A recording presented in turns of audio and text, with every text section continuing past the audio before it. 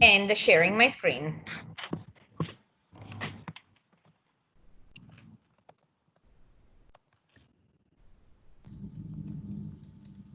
Okay, so let's see.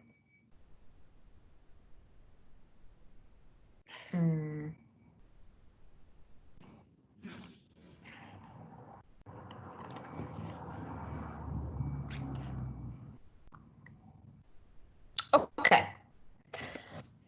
So we have already gone through a few key concepts 1 week ago, basically, and then we sort of took this as an assumption, and we started digging down into the co-working concept.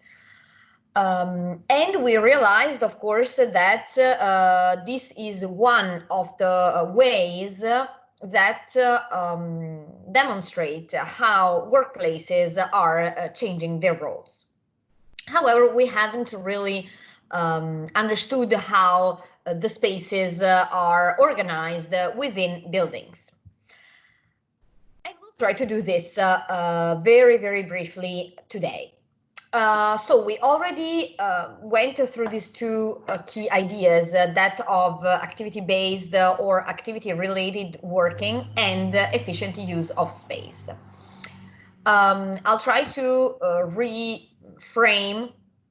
reset the stage, because it's very important to understand that, activity-based working is an approach to the organization of the spaces within a building that enhances the relations within people, especially within separate organizational functions. It's based on the idea that people collaborate in a very free way, and people can use all the available space, and so they can move and meet in a different way than before, when the desks were rigidly assigned to people and spaces were closed, and most of the activities were performed at one single workstation. Activity-related working gives also the opportunity to employees to host collaborators when needed. We know that nowadays companies are relying more and more on outsourcing for some specific functions, competencies, activities that they need to perform, maybe not on a continuous basis, but only on as needed basis. And so collaborators become increasingly important, but of course they are part of the company in a very elastic manner. So one day there are 3 collaborators, and the next day there can be 30 collaborators. So one problem of organizations has become also that of where to host these people. Of course, they can work remotely, some of them, but as I think you are realizing very well during this summer school, collaboration sometimes is much easier. Sorry? Other questions? No. So collaboration is much easier when people are face-to-face.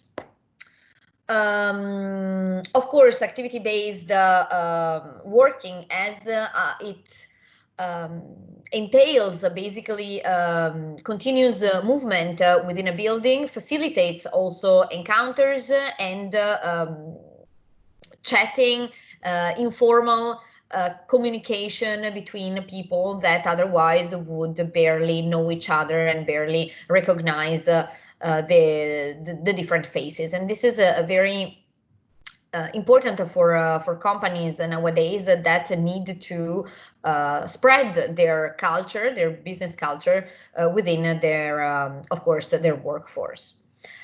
They give also the opportunity for creating spontaneous spaces for informal activities.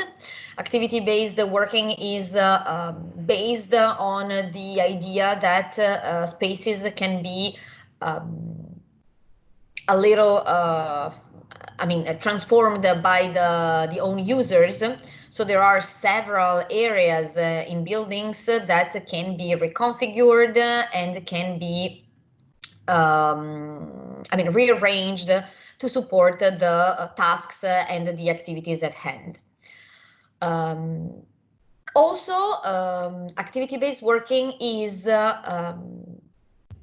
fundamentally relying on the idea of transparency and absence of barriers, still in order to support better communication and interaction between people.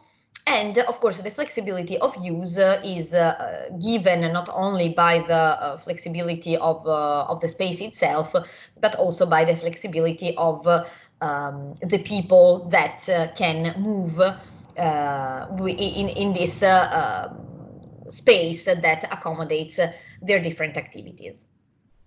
This, of course, allows also for more efficient use of space, so to enhance space utilization and to, of course, have the opportunity to share workstations and to use them in a very temporary manner. Which is actually, both of them or all of them, let's say, are concepts that are very well rooted also in the co-working idea.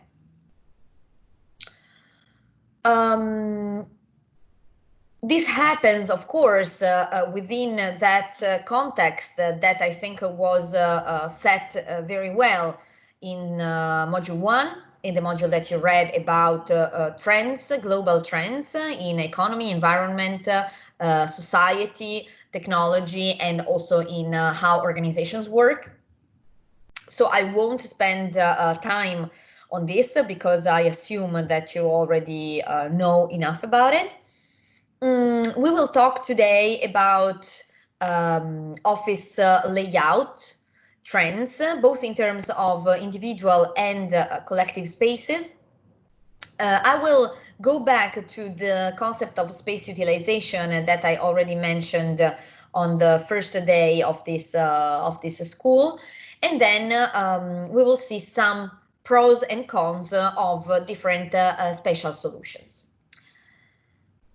So, for what concerns individual spaces and workstations, here I would ask you some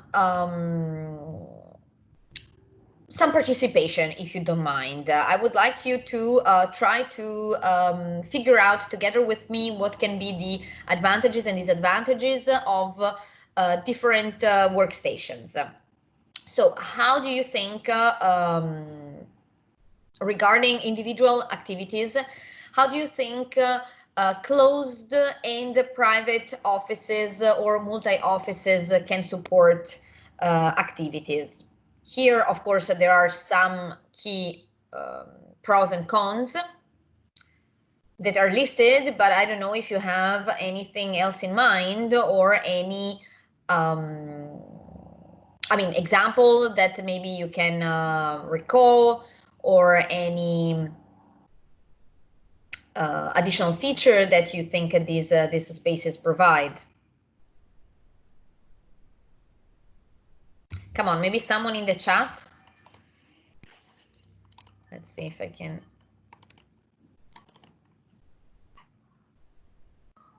Go back to the chat. Do you have any idea of how these spaces are used usually?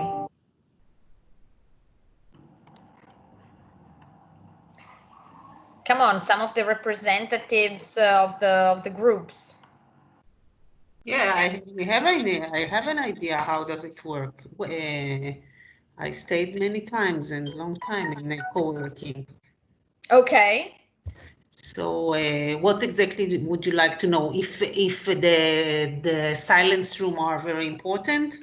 I'm not talking about co-working. I'm talking about this specific type of spatial arrangement, which is closed and private office. If Do you in have general, experience with this? if in general in offices, is it important to have this kind in offices? No, not in co-working. No. I'm not talking about co-working. I'm talking about office Offices. spaces in general. Offices in general, of course. So I think, yes, it is important to have this silence room. This is not a silence room. This is a private office. Private office, yes. Yeah. So these offices are meant to be usually assigned to one specific person. And of course, this person has the advantage of managing by himself the level of privacy. So he can decide to keep the door open or keep the door closed. He can decide to personalize the room. So sometimes we find in here pictures, plants, whatever other objects, souvenirs from travels and this kind of stuff. Sometimes Private, the funniest things happen in these offices. of course. And then, of course, sometimes people also store there some of their private belongings. So there is a sense of security because if you have your bag, if you have your laptop, you can just lock the door and the things remain inside. Of course, here you mentioned control over thermal environment, of course, opening and closing windows. Not all private offices have this feature, of course, but most of the time, you're right that for sure private offices, I mean, at least if you have the opportunity to open or close a door, you don't have to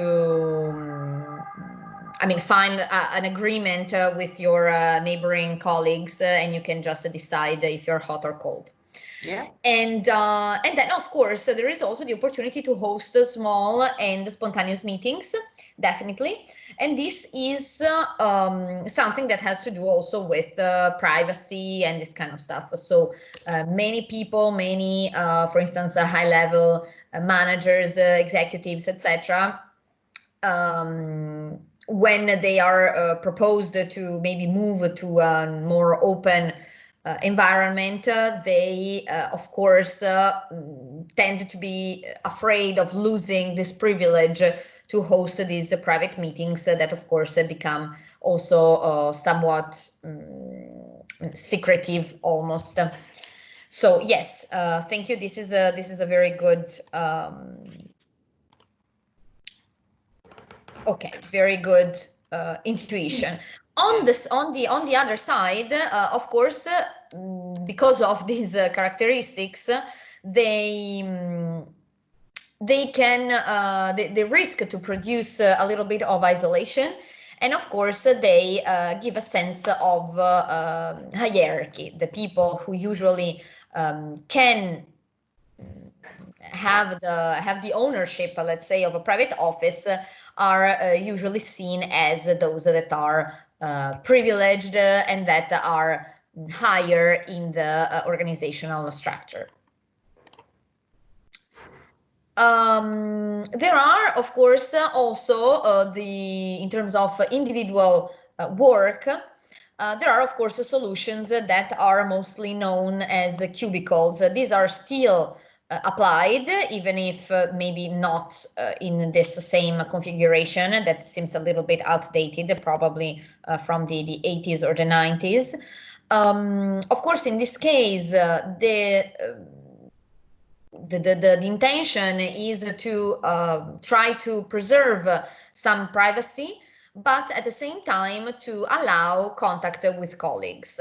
In reality, these are supposed to be the worst workplace arrangements because basically they don't protect that much in terms of privacy. They generate a very noisy environment most of the time, especially if people have, of course, to talk on the phone or to, even if they try to chat with each other. As you can see in this case, the arrangement is not that, I mean, if the person that sits in front of the other one wants to talk, it's there is still this little wall, this screen that is not allowing for like very nice collaboration and interaction, and so perhaps people are raising their voices, etc. So the reciprocal annoyance increases, and also, of course, this creates a pretty dispersive environment, and it doesn't allow that level of personalization that you can have with an enclosed office, and at the same time it doesn't also it doesn't remain totally clean, because still the space is yours and is perceived as your private space that you can do whatever you want with. An evolution of this type of space is the so-called, kind of open space arrangements, but organized by a team. In this case, the atmosphere that is created is more informal. Of course, here communication between the people is facilitated, because we don't have those like very high screens and partitions. Most of the time we don't even have sorry, I'm trying to use the pointer. Okay, we don't even have these screens, and the idea is to organize the workstations in such a way that people can more easily collaborate with one another. For instance, in this solution here, they try to on one hand support individual work, and on the other hand, by providing this central table, they try to encourage collaboration and support collaboration whenever it's necessary. Of course, this is a special configuration that is particularly suitable for those groups of people that are working together on the same projects, and that so like if some collaboration happens, this is understood by the other group members, and they can join, etc., and it's not too much dispersive.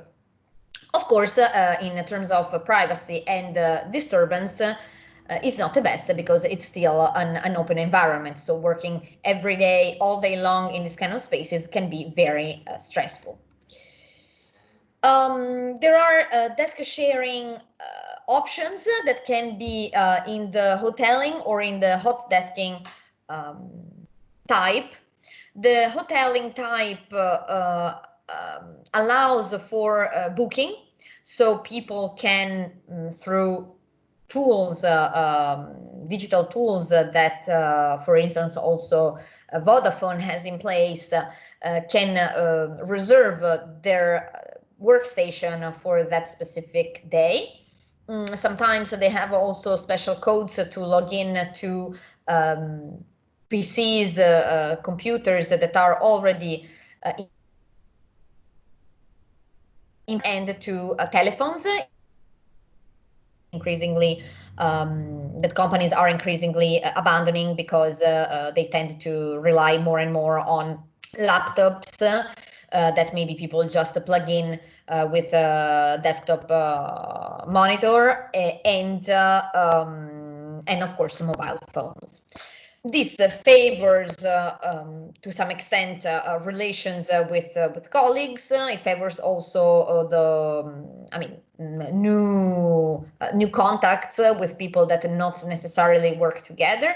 Even though the idea of booking a workstation, of course, entails that you can choose the people that you want to sit near to. It's, of course, very flexible, and most of the time this is applied with not a one-to-one ratio, one desk per person, but it's proportioned, is dimensioned in a different way. Most of the time it's like 80 desks per 100 employees, let's say. Starting from the assumption, of course, that not all the employees will be at the same time in the office and will need to use the desk for individual work. hot desking approach is very similar to this one, although this is not bookable. So sometimes companies try to adopt both approaches in different areas of the building. Some desks in this hot desking mode are fostering even more collaboration and interaction between people. Of course, here the interactions can happen even more spontaneously. They don't need to be planned at all, and can happen at any time with whatever person, even temporary collaborators that come to the office building just occasionally. And the atmosphere is usually kind of informal, especially in this kind of organization. But there are also other types of organizations, such as banks, insurance companies, and companies that usually are considered more, I don't know, serious. They are still applying this kind of approach recently. So the idea of all this openness, all this possibility to see the others, to get in touch with more and more people during the workday, is motivated by the fact that we understood that work and business doesn't function in separate rooms and separate phases and separate competencies, but phases and competencies actually merge all together. And most of the times it's more like how can I say, like a rainbow, where the colors are not totally separated from one another, but there are some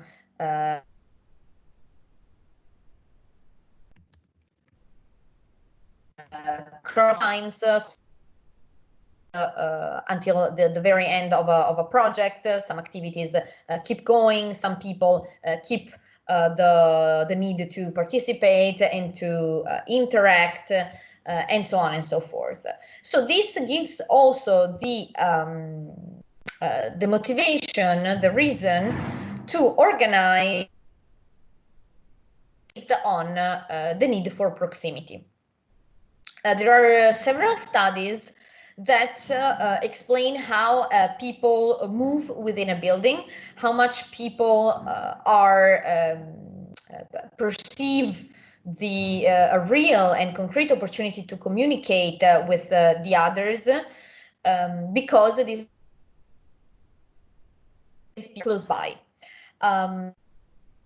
There are studies that were undertaken at MIT, where the distance, estimated distance within which people effectively communicate is about 20-30.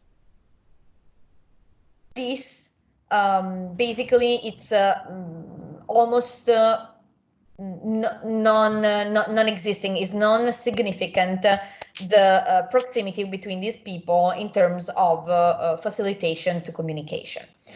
Moreover, other researchers also verified that people don't like to move vertically in a building, but they prefer to move horizontally. So people would move, I don't know, 100 meters walking on the same floor, rather than maybe walking 50 meters, but going up or down with the stairs or even an elevator. So for some reason, people like to walk horizontally. This, of course, is one of the reasons why within office buildings, we now tend to group teams that need to collaborate on the same floor at least. And of course, then to combine the workstations that should be occupied by different groups, trying to study the work organization. So it's not just a matter of filling up a space with a fixed amount of people, but it's more a matter of putting people in a space that can make wise use of that space. So as you can see here, for instance, we can see that there are different groups that basically are assigned different areas within the building. This is something that could be interesting if you could try to imagine also for Vodafone. There are even more extreme examples where we can see that the pixelized collaboration image of collaboration and integration of different work activities is actually materialized. So here you see that, for example, this light green team belongs to the same type of organization, but in this case, two people are located in a different team, probably because they are supporting this team in their projects and their daily work.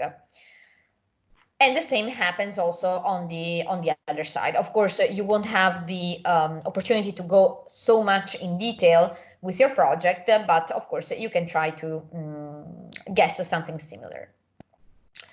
Another interesting study that in this case was carried out at Cornell University explains how the frequency of interactions increases when the openness of workstations increases.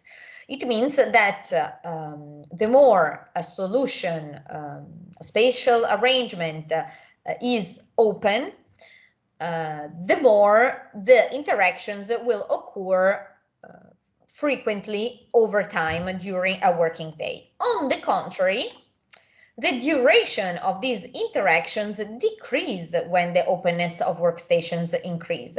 This why? Because I mean, we suppose, and it's verified that people, when they need to talk to someone that, for instance, occupies a closed office, probably don't interact as frequently as we said before. And so the time that is spent in this conversation is longer because these people haven't seen each other at the beginning of the morning. And so, I don't know, I arrive in the office of my colleague, and first of all, I say, hi, how are you, etc. All of this this casual conversation that doesn't have to do with work necessarily. And then I probably will have a packed a bunch of questions and issues to discuss, and so of course the interaction is much longer. Moreover, I also perceive that this space is a sort of a private space where maybe we can share some also private discussions, etc. And so this in the end produces longer interruptions in the individual work activity that can be very disruptive in terms of concentration and the focus. For what regards collective spaces, instead, I will accelerate a bit because I think I'm going too long. As Dalit earlier was asking, here we have all the set of spaces that are basically supporting different types of collaboration, and that are, how can I say, can be used temporarily by employees, and that are really specific to different activities. So for instance, in this case, we can see quiet booth, phone booths, and project rooms that are dedicated to collaboration by phone or with a small group of colleagues. Of course, these are usually very well soundproofed, and so they foster concentration, they foster confidentiality. They are sometimes also, protected with this, how can I say, not very transparent surfaces, so that they can I mean, also in this case, provide not only acoustic, but also visual privacy. There are these spaces that are called the touchdown spaces that basically are most of all located on close by horizontal connections. And they, of course, favor chance encounters, fast exchanges, and temporary activities. We have also all the support spaces that are not usually meant to be real collaborative spaces, but these are areas where people meet and where people can have some friendly exchanges, and where actually the climate and the atmosphere of a company really can be perceived. These are the copy areas and the locker areas.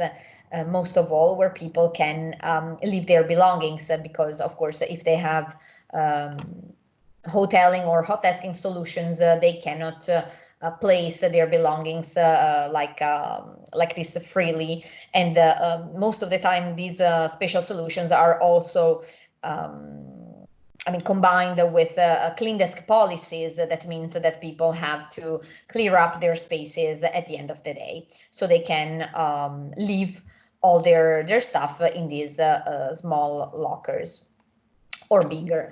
There are spaces that are dedicated to breaks, to recreation, to activities that are totally external to what normally in an office people would do, that have to do also with health, with restoring behaviors, with play, with games that are related to team building. Of course, again, research confirms that people who are also friends tend to collaborate in a more effective way. And so companies understood that, and they wanted to foster this. These spaces can be also little libraries, can be little gyms or stretching areas, can be relaxation areas where people can even take a nap, and this kind of stuff.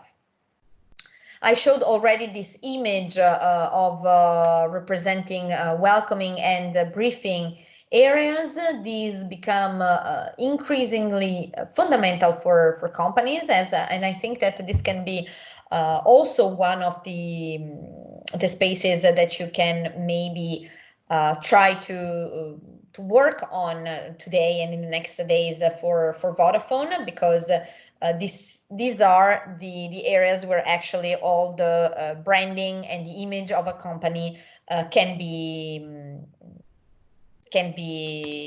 advertised. In general, these collective spaces, those that we can call collective spaces, are of three, can be grouped in three categories. We have teamwork related collaborative spaces, so all the spaces that support meetings.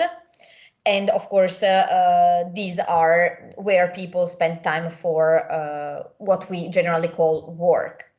We have service-related spaces, so printing, copying, lockers, for instance, these kind of areas. And then we have amenity-related spaces that are those where people spend time that is not specifically dedicated to work, and that doesn't strictly support work, such as small kitchens, lounge areas, break areas, and all these sort of areas. There are some rules of thumb about the best layout and the best proportion of these different types of collective spaces. So, for instance, research says that there should be at least 10% of floor plates occupied by collaborative spaces. Ideally 35 to 40% of the floor plate, in order to how can I say, take advantage at best of these collaborative spaces. And also the path from workstations to collaborative space should not exceed a certain amount of distance, as we said, 30 meters, which is also the distance that the people basically don't want to walk to go meet other people, and ideally within 15 meters. The best way how they should be distributed in the building is around a central core, in terms of reachability and easiness to find. Of course, this is one of the best arrangements, because especially if this is regular on all the floors. Or it can be also to like mixed between concentrated at the core and on the corners of the building. And in this case, of course, there are some rooms that benefit from the outside view. Most of the time, these collaborative spaces, as they are temporarily used, tend to occupy the most inner areas of buildings that are those where, of course, there is no natural light that arrives directly, but usually arrives only indirectly. And then instead, for what regards service-related spaces, the optimal distance to workstations is about 25 meters, and it's better when they are separated in dedicated environments. These are usually the areas where noise can be produced, not only by the chatting of people, but also by machines that work, coffee machine, copy machine, this kind of stuff. And so it's better if they are distributed around the core, but closed into dedicated hubs rather than spread all over the place. This is just like a reference idea to understand that most recently, the proportion between the different types of workstations, especially in the USA, is distributed in 40% dedicated to private offices, 40% dedicated to shared offices, shared desks, and 20% more or less dedicated to hoteling or hot desking. Of course, these private offices shouldn't be considered private in terms of assigned to a specific person, but these are only enclosed offices that most of the time can be used by different people. Instead, for shared desks and hoteling, of course, we mean desks arranged in open plan spaces. And over time, as you can see from this graph, from 2007 to 2015, there is a reverse proportion of individual space and collective space. So if earlier, at the beginning of this century, the individual space tended to be way more, to occupy way more space than collective spaces, going on in time, this relationship basically finds an opposed proportion. So nowadays, collective spaces tend to occupy more space than individual arrangements. This is again what I showed you last week, just because I would like you to think also a little bit about the average space per person, so the density that the building of Vodafone will reach, thanks to your new strategy and the new spatial arrangement.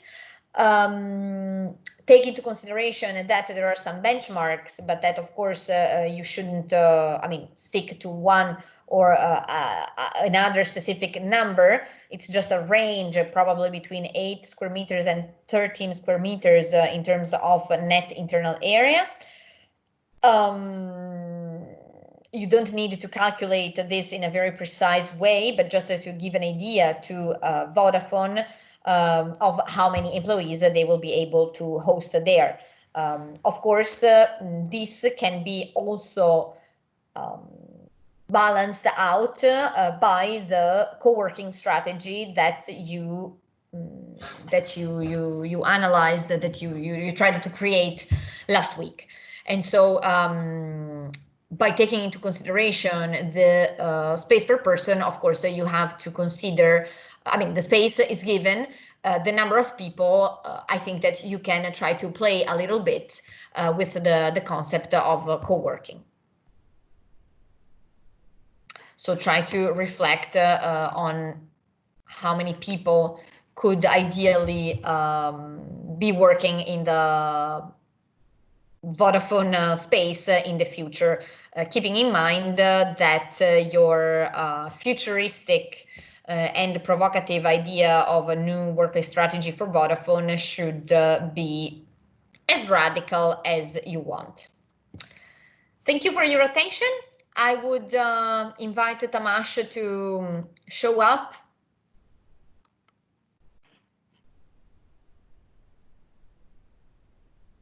Okay.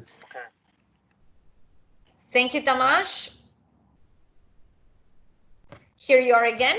So I don't think it's necessary to for you to introduce yourself again, because I think that our participants all know you, or they should at least. And if they don't know you, very, very bad, because it means that they were not there last week.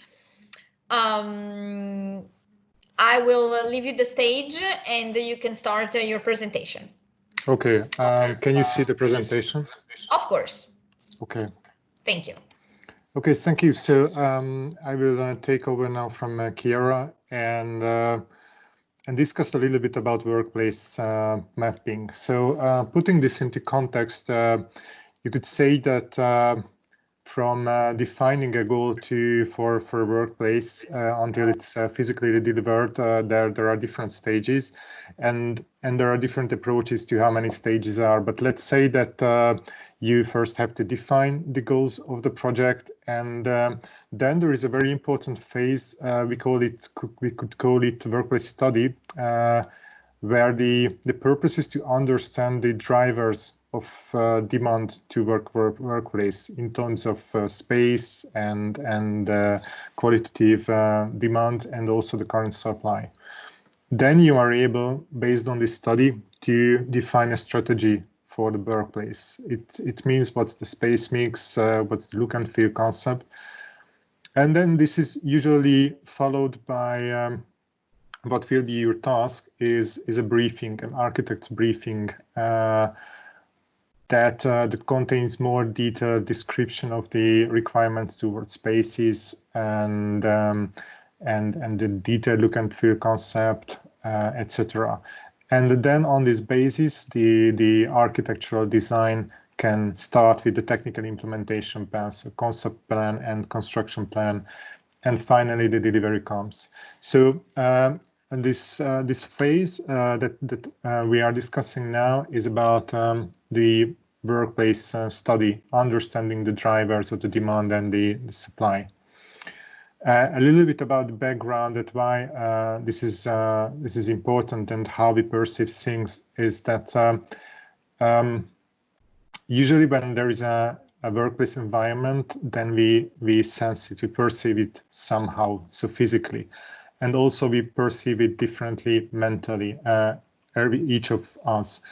And why there is, objectively a workplace environment, so that you can measure, the way we perceive it, both physically and both mentally, is different. And that's why whether we regard it as good or bad, whether we are satisfied with it, will be different, not because the environment is actually different, but because we perceive it differently. And that's why one of the important tasks is to measure, to map this experience. And also a little bit to discuss the detail, the background of it. In product development or service development, there is a method that actually some of the groups we worked with last week applied. That when you try to map the experience of the users, then obviously the users are not technical experts. They will not tell you their experiences in technical terms or expectations. And what they tell you is an impression. That's what we call is a voice of customer. So for instance, I would like the service desk to be more active. And then there is a real expectation that you have to transform this voice of customer in. What does it mean that they would like the service desk or the help desk in the office to be more active? It means that they want a regular feedback on their request. And how can you transform it into measurable requirement? That's the critical to quality requirements. So this is basically the process that we are doing. We try to map what the users are saying. We are transforming it into an expectation, and then to measurable qualities that we can use during the architectural or the virtual environment design.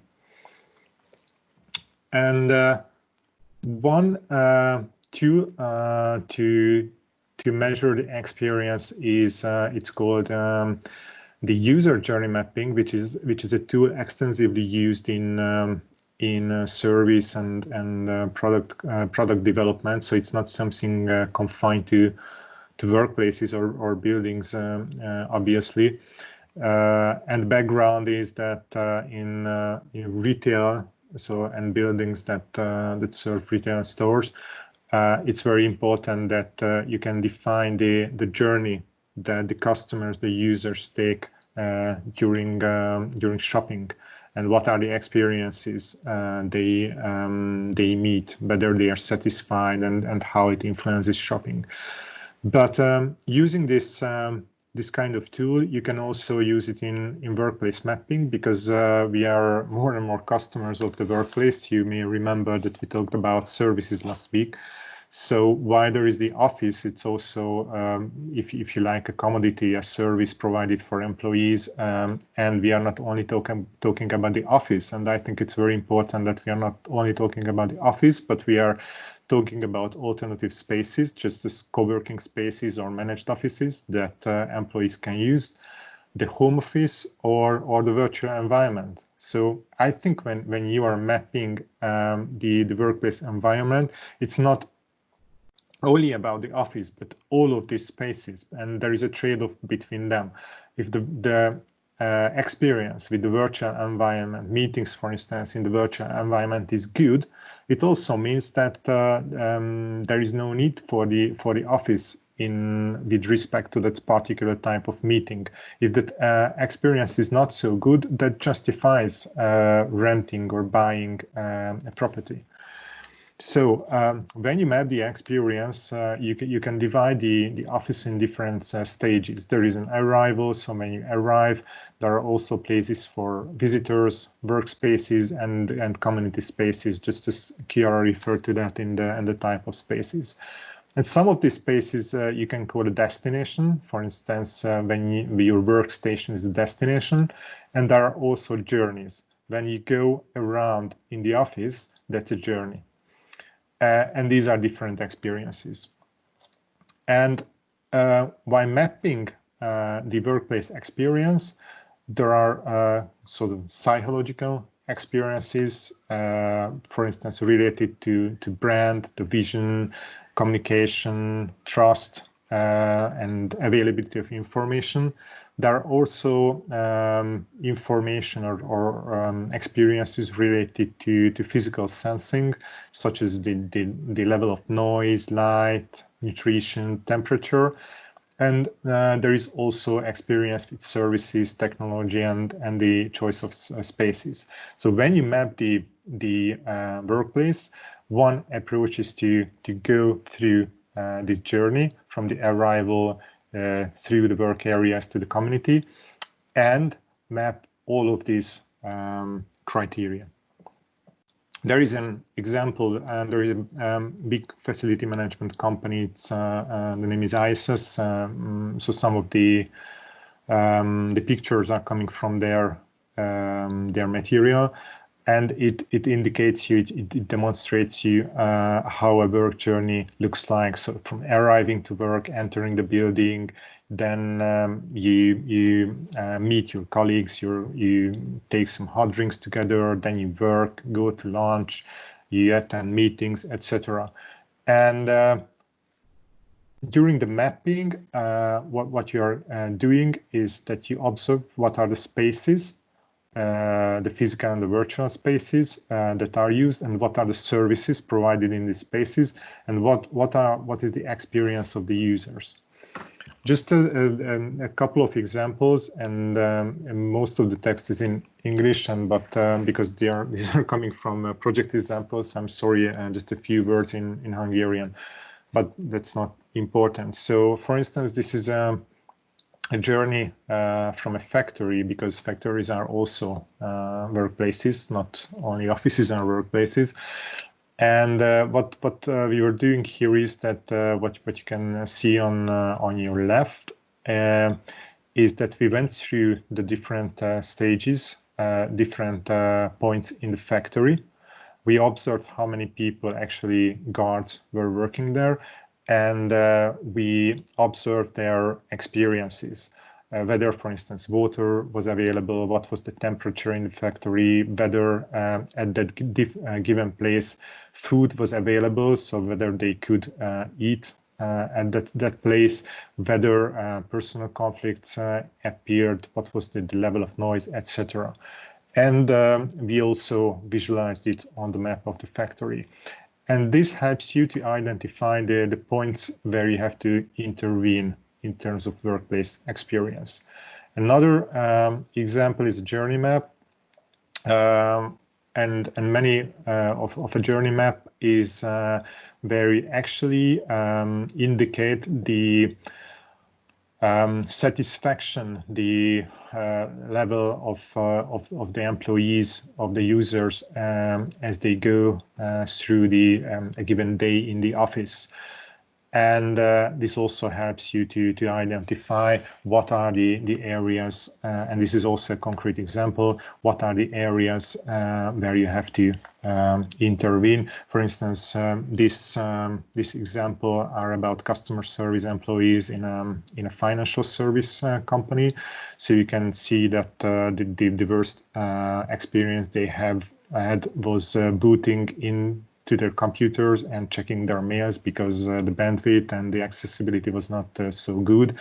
Then also making calls was difficult, because in this concrete example, the density was low, so they were disturbing each other. So these were the areas in this particular company we had to focus on. Why, for instance, for desk-focused work, the environment, they had good opportunities. So this is about the journey mapping, and when we go through the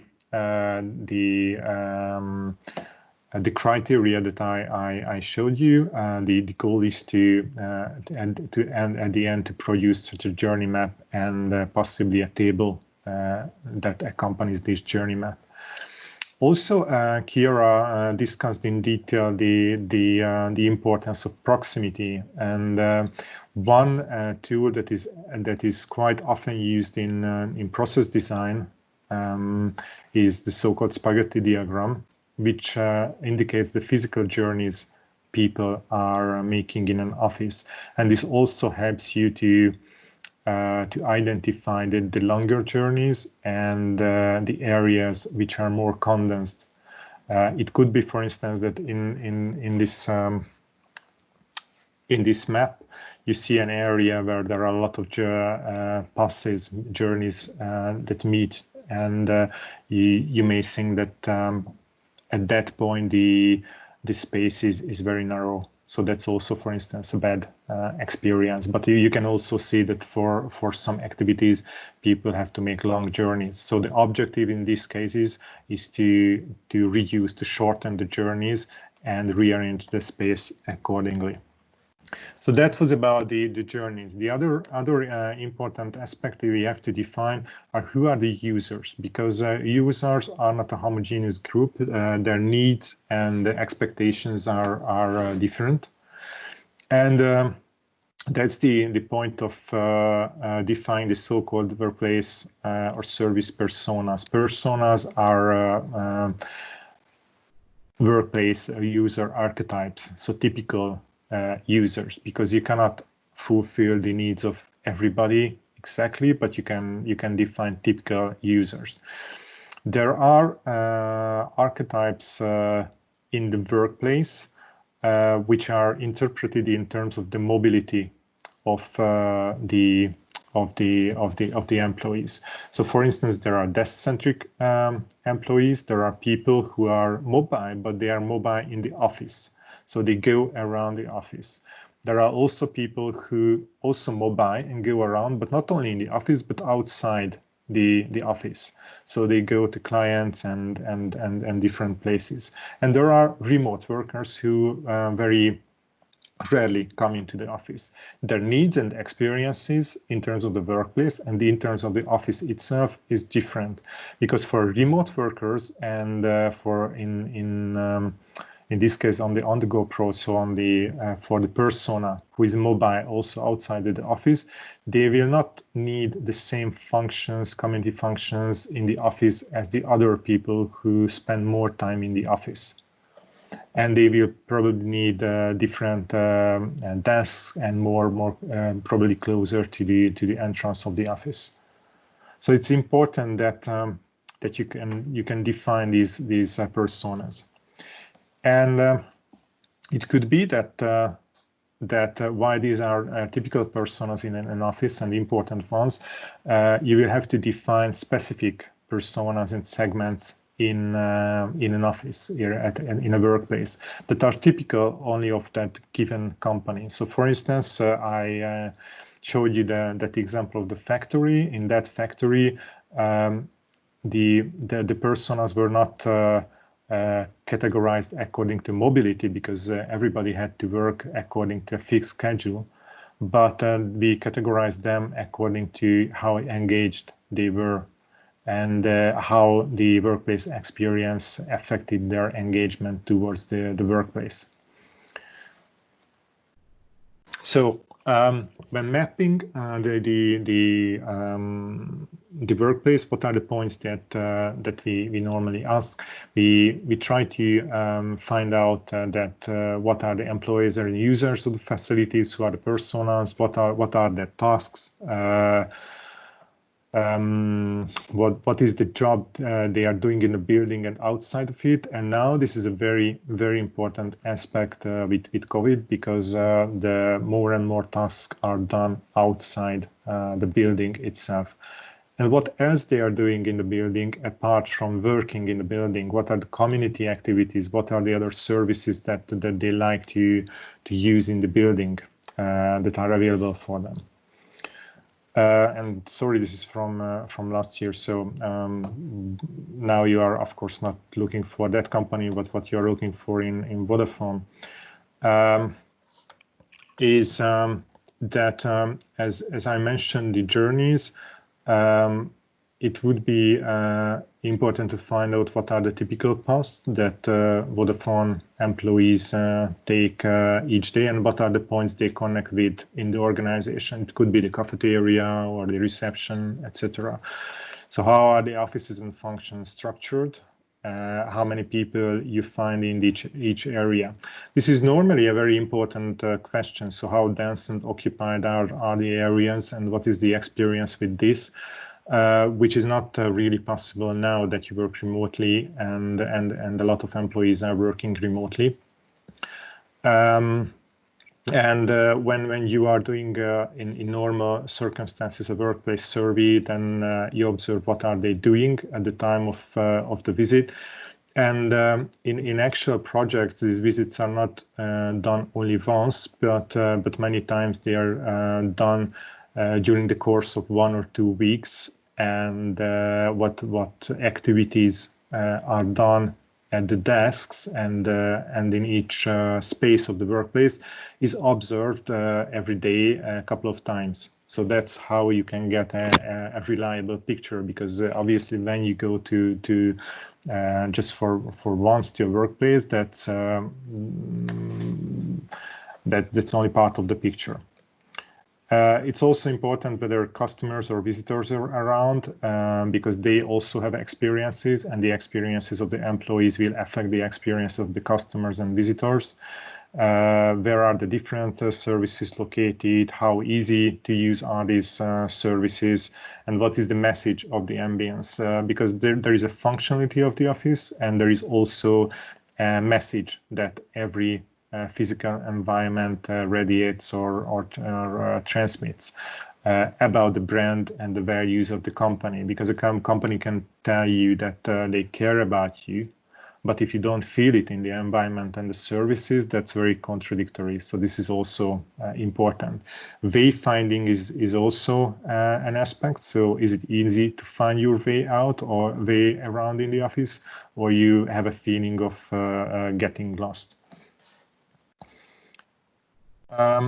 When you do the survey, the photo documentation is very useful, because when we go around in our own environment, we are used to it. We don't normally remember or recognize a lot of things after some time. So that's why it's useful to make a photo documentation and discuss it with the organization as part of the study.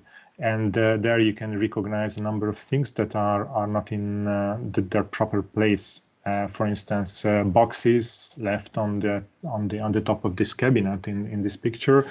It's the people who work in this office, after some time they don't recognize it, but it makes the impression that the office is untidy. So coming back to the big picture, how you go through this workplace design is that what are the important aspects that you have to map and take into account: our corporate strategy, the activities and processes that are performed, because that's how you can design an activity-based workplace, the experience with services, the users, personas, user journeys, and at the end you can make a summary assessment. What are the strong and weak points, the aspirations of the employees and the workplace, and what are the results they expect from the workplace. And on this basis, you can define different scenarios they can work with. So I will obviously share with you this presentation, and you can read more points about these issues. So that's about I think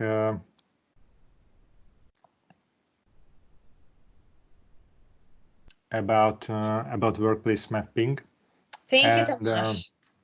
Hopefully you can use these points to some extent, even in working remotely with Vodafone. Yeah, I think that this information is very, very useful. Thank you for being so short and effective. Okay, just one question, Kira, that yes. We also discussed that, and it's in the program too, that we discuss a little bit change management. I have also slides about that. Shall we discuss it now or later? Sorry, you mean about the modules? I couldn't hear you. Change management, yeah. No, I mean that we are also supposed to discuss change management. Do we have time for this now? Yes, of course. You have an additional presentation? Yeah. Okay, great, fantastic. Okay, I mean, if you have, okay, just shortly, okay? Yes, sure.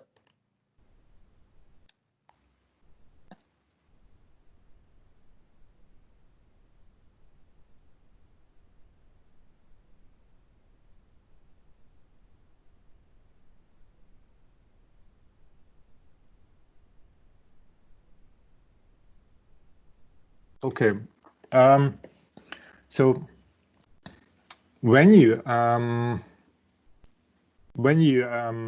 map and design a workplace, there will be some change based after interventions in the workplace. And there are different factors that elicit this change. It could be a relocation to a new place. It could be linked to rationalization or restructuring and downsizing in the organization, etc. And actually, what's the actual reason of the change will affect to some extent the process and the approach you take to the change. Why it is important to work with change management related to a workplace is that a lot of change projects often fail, and the bigger and more transformational a project, the bigger the probability is that it will fail. And there are different data that up to 80% of projects don't achieve their intended outcomes. So it's important that that change is managed. And with respect to theory, so yes. Tamas, I'm sorry. I think you're not projecting the presentation. Really? Yeah, we just see your face. Ah, okay. Now? Now, yes, I think. Okay. Yes. Okay. So about the stages and levels of the change, there is a model. It was devised by the social scientist Levin, which means that first there is a status quo which you want to change, and first, in order to change, you have to unfreeze it. You have to discuss with the stakeholders to let their habits and their perspective about the insistence to the actual situation go, and then you will be able to change. And the actual situation when we are changing something is a little bit chaotic. It's not absolutely planned, because a lot of emotions, a lot of different interests will appear, and this is also true regarding workplace, and we will discuss why. But when you have been able to discuss and go around these changes, then you have to refreeze it and introduce a new modus vivendi, new rules of operation. And when people meet a change, then first we call it there is discovery phase, when they are not resisting immediately, but they try to find out what does it mean. And many of them then will deny the change. They will think that, okay, this is not going to happen. Change is never happen in our organization. We don't have to take it seriously. That doesn't mean much, this change. But when they realize that, yes, this is happening, then the resistance will come. So it's important, because your process have been going on for some time when the resistance is coming. And when you are able to deal with this resistance in a transparent and open way, then the acceptance will occur. And this discovery, denial, resistance, so these phases, they appear also on an individual basis. So you have to work with individuals, teams, and the level of the organization. There are different models to change. Kotter is a well-known management guru. He defined an 8-step model to change management, and this is the basis of many planned change management models. Why? Recently, in the past years, it has been observed that many times the planned change management models don't work as it was expected, and many times the change happens a little bit under the surface. And that's why they have been trying to develop more dialogic changes that involves employees and stakeholders of an organization in a more organic manner. There are different obstacles to workplace change, for instance, physical discomfort, that some people will find a new place not so appealing, not so comforting as their previous one. It changes the relationships, because the proximity and the colleagues you have been used to for years, they may change. Also, your habits will change, because it may be that in a clean desk policy, you cannot just store your favorite clock, or you can store your favorite plant on your table. Also, there are control issues, and control is very important. One of the most important reasons to have a collaborative, participative design process is because then everybody involved in the organization, they will feel that they can retain some control over the process. So one of the most important reasons of dissatisfaction with every single service is the loss of control. Then it changes also the status and social representation, because where you sit in an organization, in the workplace, is also many times or traditionally is related to status, whether I sit near to the CEO or not, or whether I sit in a comfortable or not so comfortable place. There are different obstacles that you have to work with, and it's important to work with, because if we don't work with these obstacles, then there is a phenomenon. It's called appropriation. Chiara talked about the activity-based workplaces, and it was observed that many times when organizations shift from a more traditional assigned seat environment to an activity-based environment, then if change is not managed properly, then people will continue to use the activity-based environment as their old environment. So they will find places that they will use as their own places, and there will be an informal agreement between people that which place is whose place. And this will mean that the organization will not reach its objective. So that's why it's important to work with these feelings and status symbols. They have been observing the success factors of workplace change project, and just to list a few.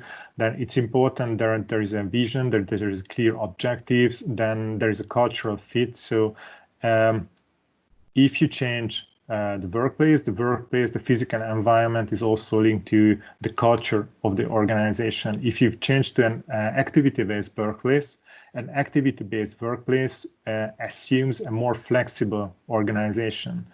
It is not suited to a hierarchical and rigid organizational structure. So that's why it's important to take it into account whether the organizational operation and culture and the space model are coherent with each other. It's also the support of the management is very important. It's also important that everybody feel a sense of urgency, that it's timely. It's important that we change the space now, and that there is transparency throughout the whole process.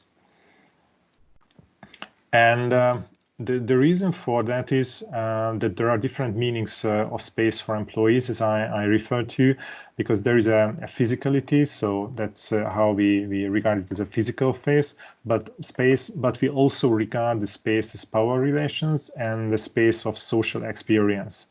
So an experience when we think about our daily community, daily team we work with, it's also they have a physical space, and all these things will change when shifting to a new model.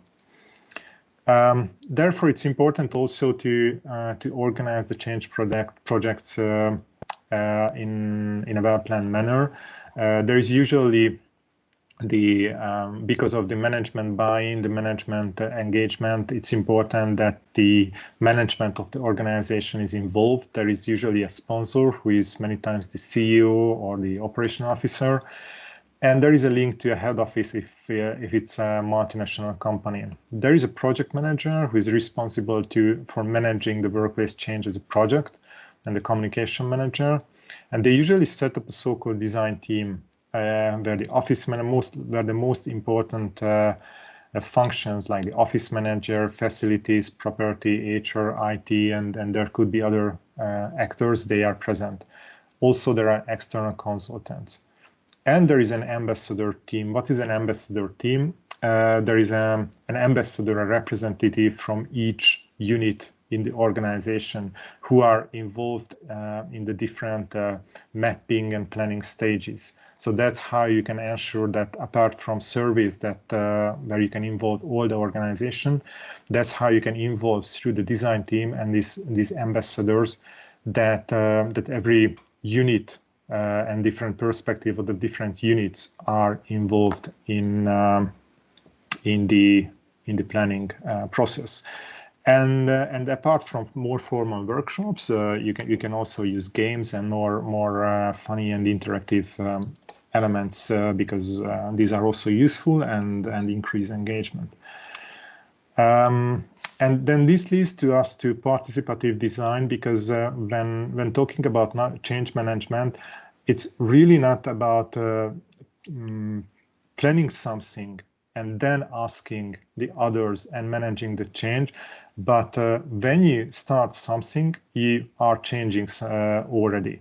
When you ask the employees first time and when you communicate that we are going to do as an organization something with our workplace, then there will be expectations. So that's why it's important to have a participative process throughout, because that's probably the most important part of change management. So design thinking, involving everybody in the mapping and in the design. And also as part of it, testing and prototyping. So before finalizing the design of a workplace, there could be events when everybody, each staff member can experience, for instance, certain materials or furniture or settings for some time, and they can give you a feedback. So that's how you can involve them in an organic manner. And apart from the bigger projects, it's also, I think, worth to mention that as part of workplace operation, then different process management methodologies also concern the workplace. Because as we mentioned, that in the case of team proximity and the spaghetti diagrams, how the workplace is organized is also a factor in how efficient processes are at the workplace. So this is something that improvement efforts in the workplace organization usually address how the workplace is organized, and that also affects space. And these type of improvement efforts are taking place on basically in a continuous basis in many organizations. And finally, I think it's when Kira talked about the activity-based workplace, one advantage is that this is a flexible setting. This is when you create an activity-based workplace, you're not creating another rigid setting, but you're creating something that can flexibly adapt to the changing needs of the employees. And I think that because the changes in business needs and activities are very frequent, it's important that when talking about changes, we design a workplace environment that is adaptable, that is flexible, that we don't have to actually redesign all the times, or we can rearrange very easily. And now we are not talking only about the flexibility of the office space, but also we have to take into account the other types of spaces, the virtual and other types of spaces available to us. And when talking about adaptability, it's not only the adaptability and flexibility of all these types of spaces, but also HR policies, for instance, working schedule, working time, and flexible employment, because these are also necessary to use the activity-based workplace really flexibly. So thank you for your attention. That's what I wanted to share about the workplace change management.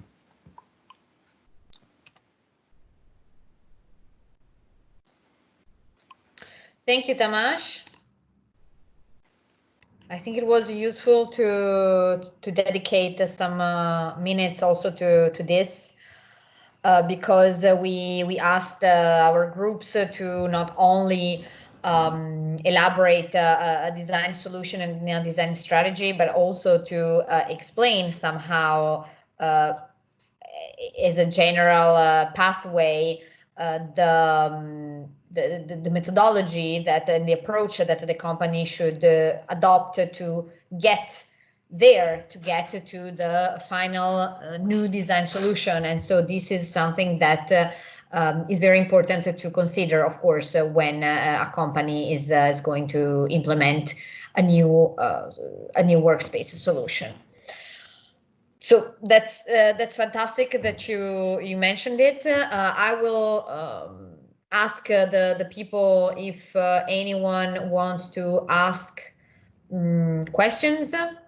As you know, Tamas is a very experienced person in the professional in this sector. So of course he has also many projects and concrete experiences to share with you. I recognized in your slides some of the elaborations that you did for some of the projects where I also sort of collaborated and took a part into as like an external observer, let's say. And so that was great. I think that maybe if there are additional questions, they can be asked later on, also during the reviewing session, because you are also participating in that. So Alice, if you wanted to, before I stop recording, if you wanted to give us this announcement of the winner.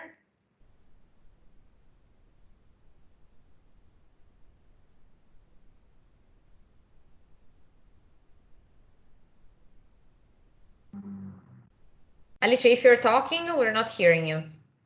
Oh, group number 5. Wow! Very well.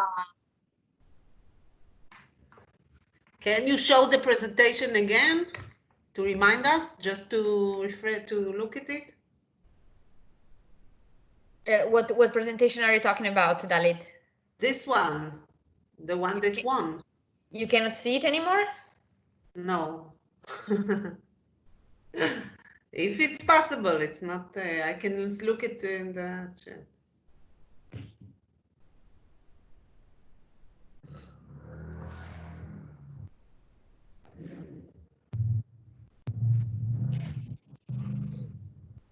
Here we are. Yoo-hoo! What is the prize? What is the prize?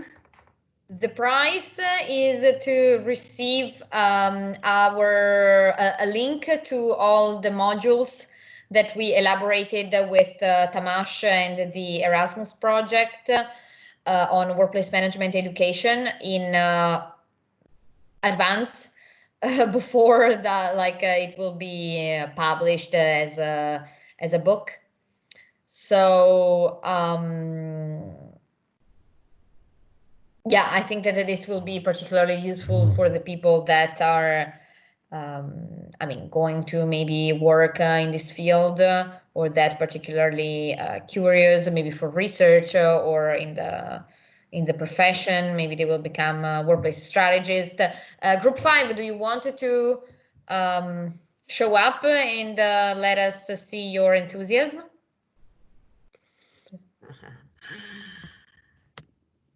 Yeah, this is the last week presentation, yes? The last week, from last week, yes? No, Dalit. This is not the winner of the last week presentation. This is the winner of the game about Italian travels. Ah, okay. Now I understand. From last week presentation, there's no winner. Okay, thank you. Sorry, I didn't. 5, are you here? Yeah, yes, we are here. חשבתי שזכרו מישהו, עשו על איזה משהו מטומטם, פרס. לא, סגור. לא, שטק לא. Yeah, yes, we are here. Do you want to turn on your cameras and maybe show us your face so we can take a picture, a group picture? I'm here. Can you see me? No. Oh, now maybe. Ali, we cannot hear you. Okay, are you alone or your group mates are here as well? I don't know. I am here. Okay, so come on, guys, you were great. Did you like these videos? Yeah. Okay.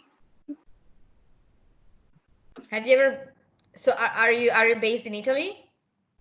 Yeah, I'm in Milan now.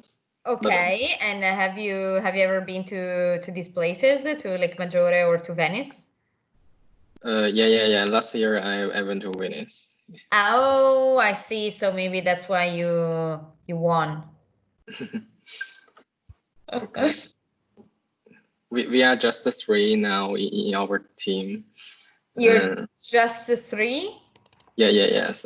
Two of us not attend this week's class. So we are. Yesterday, if someone can join our team. Oh, you were that team. I know. No, unfortunately, nobody can join your team at the moment because I don't know. I think it would be too difficult to rearrange the teams. Yesterday, I thought that I could add to your team one person, but unfortunately, this person decided not to take the school in the end to leave, and so I'm sorry, but we cannot give you support for. I mean, we'll take into consideration that you're only three, and so that the work that you can produce is maybe a little less than what you could have done if your group was bigger. Okay, we understand. Yes. So where is there also the third component or not? Yes, Jikun. I don't know why she didn't appear. Okay, then maybe we can take a picture later when we are in the group reviewing session. Yeah. Yes. Okay, great. Okay, thank you. Good. Congratulations, though. So I would say that you can start working. The goal for today will be to try to advance what you started doing yesterday. I will stop recording, so maybe my computer also becomes more lively.